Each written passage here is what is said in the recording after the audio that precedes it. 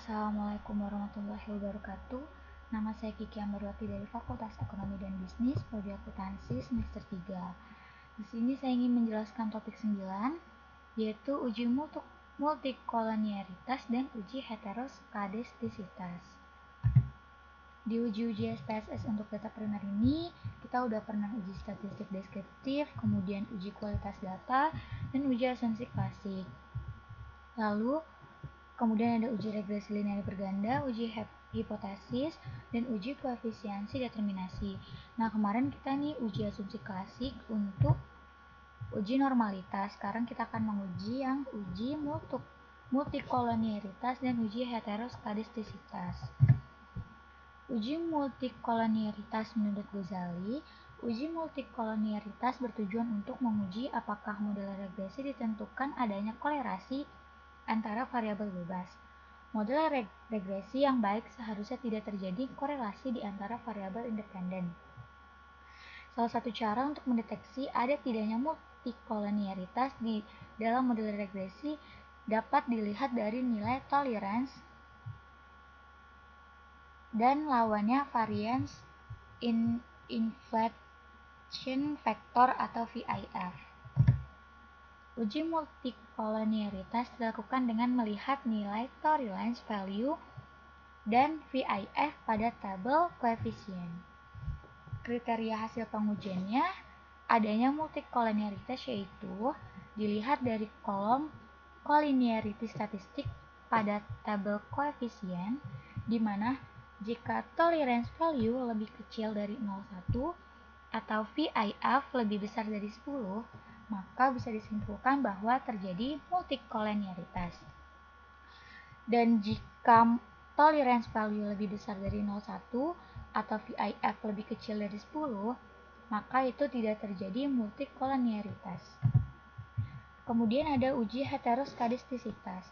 Menurut Ghazali, uji heteroskadistisitas bertujuan untuk menguji apakah dalam model regresi terjadi ketidaksamaan varians dari residual satu pengamatan ke pengamatan yang lain. Model regresi yang baik adalah yang homoskadistisitas atau tidak terjadi heteroskadistisitas. Untuk uji heteroskadistisitas ini ada dengan uji grafik plot, yaitu ZPRET dan series ID. Pada umumnya, model regresi yang baik yaitu model regresi yang terbatas dari masalah heteroskadistisitas. Untuk menguji asumsi heteroskadistisitas dapat menggunakan grafik scatterplot. Grafik scatterplot melihat antara nilai prediksi variabel dependen yaitu ZPRET dengan residual series ID. Deteksi ada tidaknya heteroskadistisitas dapat dilakukan dengan melihat ada tidaknya pola tertentu pada grafik scatterplot antara series ID dan ZPRET yang telah diprediksi. Adapun cara untuk mendeteksi ada atau tidaknya heteroskadistisitas adalah melihat grafik scatterplot. Untuk dasar analisisnya, yang pertama, jika ada pola tertentu seperti titik-titik yang ada membentuk pola tertentu yang teratur, contohnya itu bergelombang, melebar kemudian menyempit, maka mengidentifikasikan telah terjadinya heteroskadistisitas. Dan jika tidak ada pola yang jelas seperti titik-titik menyebar di atas dan di bawah angka 0 pada sumbu Y, maka tidak terjadinya heteroskadistisitas. Untuk uji heteroskadistisitas ini ada uji Glaser. Uji Glaser yaitu meregresi nilai absolut residual terhadap variabel independensi jika variabel independen signifikan secara statistik mempengaruhi variabel dependen, maka ada indikasi terjadinya heteroskadistisitas. Untuk hasil output SPSS dengan jelas menunjukkan bahwa tidak ada satupun variabel independen yang signifikan secara statistik mempengaruhi variabel dependen nilai ABS UT. Hal ini terlihat dari probabilitas signifikasinya di atas tingkat kepercayaan 5%. Jadi dapat disimpulkan model regresi tidak mengandung adanya heteroskadistisitas. Untuk uji heteroskadistisitas dengan uji PART, menurut Ghazali, uji part mengemukakan metode bahwa variance merupakan fungsi dari variabel-variabel independen. Apabila koefisien parameter beta dari persamaan regresi tersebut signifikan secara statistik. Hal ini menunjukkan bahwa dalam data model empiris yang diestimasi terdapat heteroskadistisitas dan sebaliknya. Jika parameter beta tidak signifikan secara statistik, maka asumsi homoskadistisitas pada data model tersebut tidak dapat ditolak. Adapun kriteria uji part, jika nilai probabilitas lebih besar 5% atau 0,05, maka dikatakan tidak terjadinya gejala heteroskadistisitas. Dan jika nilai probabilitas lebih kecil dari 5% atau 0,05, maka dikatakan terjadinya gejala heteroskadistisitas. Sekarang kita langsung masuk ke pengujian SPSS. Yang pertama ini kita akan ke pengujian uji multikolonialitas. Di sini kita pakai data yang kemarin. Sekarang kita langsung aja ke pengujiannya. Kita klik analyze, lalu kita klik regression, lalu kita klik linear. Dan untuk dependent, kita pilih yang prestasi praktikum, dan yang independen ini kemandirian belajar dan motivasi berprestasi. Dan untuk statistik di sini kita klik yang koefisien matrix dan collinearity diagnosis. Yang ini kita unchecklist aja. Lalu kita klik continue. Untuk di plots di sini kita unchecklist juga, kita kosongin. Di save juga kita kosongin. Lalu kita klik OK. Nah, ini dia hasil outputnya. Di sini kita bisa lihat di koefisien, di mana kemandirian belajar dan motivasi berprestasi mempunyai toleransi itu 0,789 dan VIF 1,268. Di mana kita kembali ke PPT. Di sini jika toleransi itu lebih kecil dari 0,1 atau VIF lebih besar 10, maka terjadinya multikolonialitas dan sebaliknya. Sekarang kita lihat hasil outputnya. Di sini toleransinya itu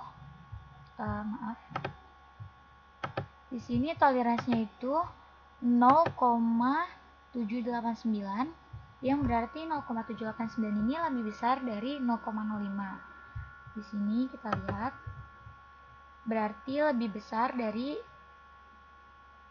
lebih besar dari 0,1.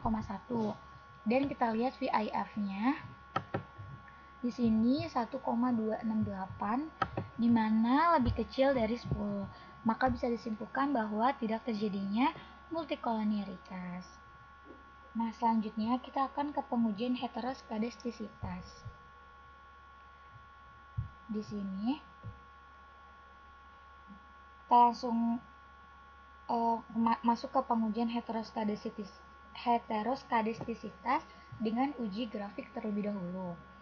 Pertama, kita klik analyze, lalu kita klik regression, lalu kita klik linear. Nah, untuk dependent ini dan kemandirian belajar dan dependent dan independen ini masih sama seperti yang di atas. Lalu di sini kita klik plots. Untuk variabelnya ini kita masukkan yang slash id, dan untuk yang variabel x ini kita masukkan yang zipret. Lalu kita klik continue, lalu kita klik OK. Nah, di sini hasil outputnya. Sebelumnya kita lihat dulu ke PPT. Di sini untuk analisisnya, bahwa jika ada pola tertentu seperti titik-titik yang ada membentuk pola tertentu yang teratur, contohnya bergelombang, melebar, kemudian menyempit, maka mengidentifikasi telah terjadinya heteroskadistisitas. Dan jika tidak ada pola yang jelas serta titik-titik menyebar di atas dan di bawah angka 0 pada sumbu Y, maka itu tidak terjadi heteroskadastisitas. Sekarang kita lihat di hasil outputnya.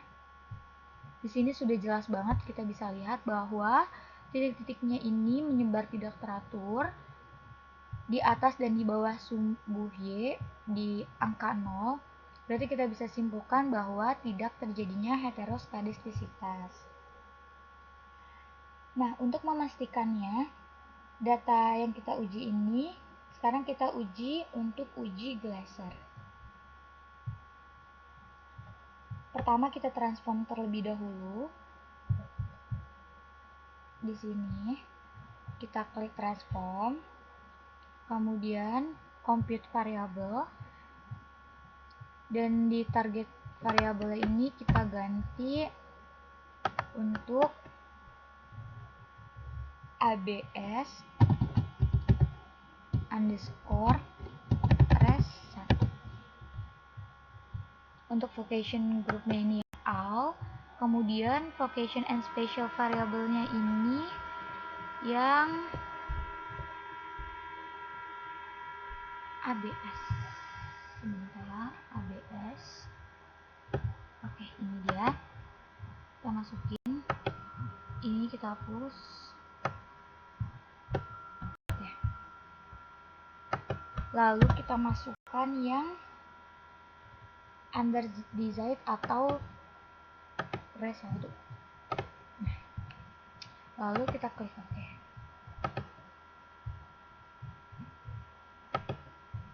Nah, ini sudah.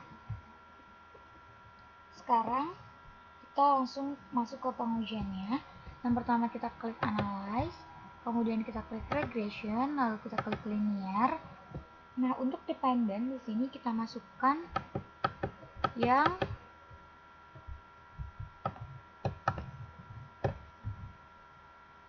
ABS res1.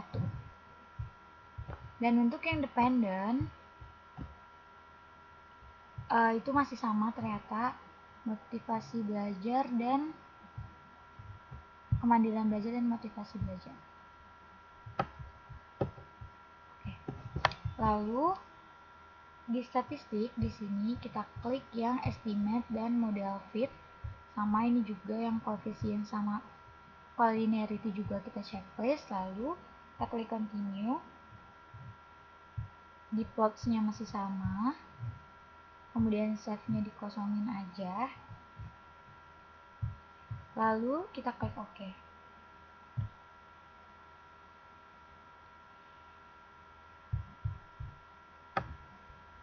Nah, ini dia hasil outputnya.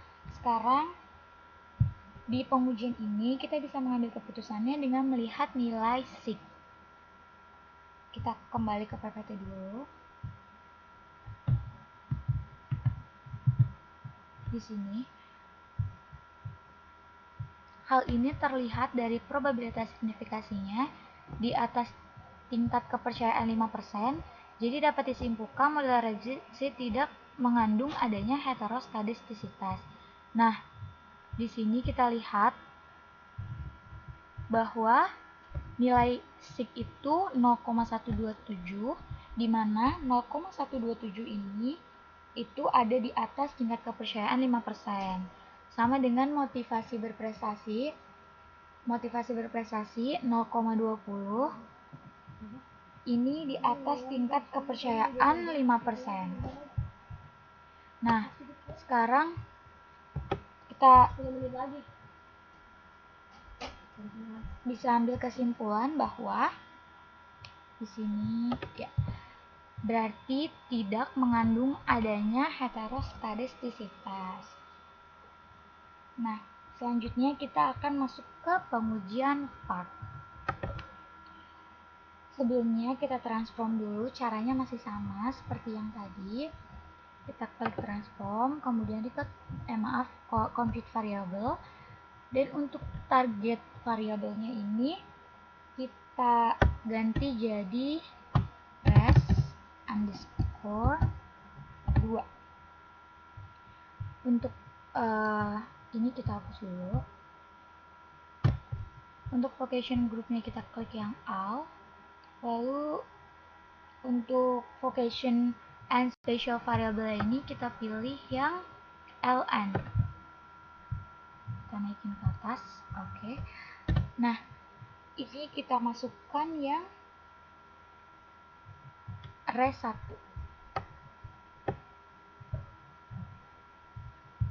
Lalu bintang. Lalu kita masukkan lagi. Lalu kita klik continue. Kita klik OK. Nah, kalau sudah, selanjutnya kita ingin transform juga untuk yang ln. Sama, kita klik transform, kemudian compute variable, dan target variable ini kita ganti jadi ln underscore res di sini. ln underscore res 2. Nah, di numeric experience-nya ini kita ganti jadi res 2.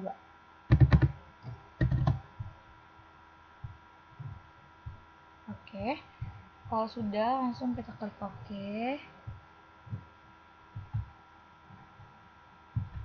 Nah, ini sudah kita transform. Sekarang kita harus masuk ke pengujiannya. Yang pertama itu kita klik analyze, kemudian kita pilih regression, lalu kita pilih yang linear. Di sini untuk dependennya ini kita masukkan yang ln res 2. Selebihnya masih sama, langsung aja kita klik OK. Nah, di sini kita bisa jelaskan di table koefisien. Di sini kita kembali ke PPT 11 di sini. Ya. Jika nilai probabilitas lebih besar 5% atau 0,05, maka dikatakan tidak terjadinya gejala heteroskadistisitas. Dan jika nilai probabilitas lebih kecil 5% atau 0,05, maka dikatakan terjadinya gejala heteroskadistisitas. Nah, di sini kita bisa lihat di sini untuk kemandirian belajar itu kan 0,620. Dan untuk motivasi belajar itu 0,817, yang berarti lebih besar 5%, yang berarti tidak terjadinya heteroskadistisitas. Di sini berarti yang ini nilai probabilitas lebih besar 5% atau 0,05, maka dikatakan tidak terjadinya gejala heteroskadistisitas. Nah, dari pengujian yang sudah kita uji tadi, untuk pengujian heteroskadistisitas, untuk uji grafik itu, yang ini, belum tentu akurat, makanya kenapa kita ke pengujian Glaser dan ke pengujian Park. Pengujian tersebut dilihat dari nilai sigma. Oke. Dari pengujian ini, pengujian multikolonialitas dan heteroskadistisitas ini, kita bisa simpulkan bahwa datanya itu terbatas dari multikolonialitas dan heteroskadistisitas. Ya, segitu